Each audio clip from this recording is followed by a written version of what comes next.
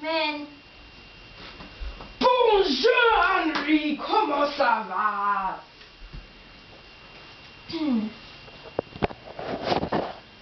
To a stranger, he appeared to know nothing of things in general.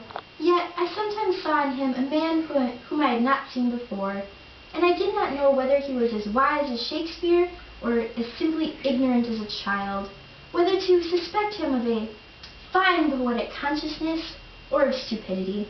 A townsman told me that when he met him sauntering through the village in his small, close-fitting cap and whistling to himself, he reminded him of a prince in disguise. Would you care for something to eat, my dear fellow? I have a vegetarian meal. You know my views on animals. Of course, of course. For dessert, I even have a small lilac bud, all that the spirit, of course, requires to transcend. Well, yeah, I might pass on that, but thanks. So, my dear fellow, I believe last time you were here we were speaking on this very topic of food, and I have been wondering since, how do you do without coffee and tea? Well, it's easy. I just take water from the creek and the hemlock leaves. I actually have some right here. You'd like to try?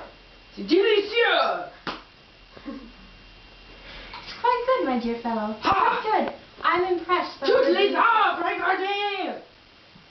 I just love chopping down those trees. It's the only sport I need, I'll tell you that.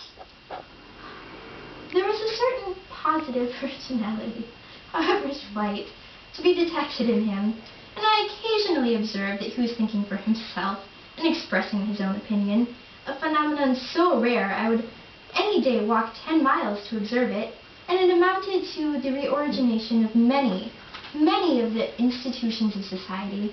Though he hesitated, and perhaps failed to express himself distinctly, he always had a presentable thought behind. Yet his thinking was so primitive and immersed in his animal life that, though more promising than a merely learned man's, it rarely ripened to anything which can be reported. He suggested that there might be men of genius in the lower grades of life, however permanently humble and illiterate, who take their own view always, or do not pretend to see it all, who are as bottomless even as Walden pond was thought to be, though they may be dark and muddy.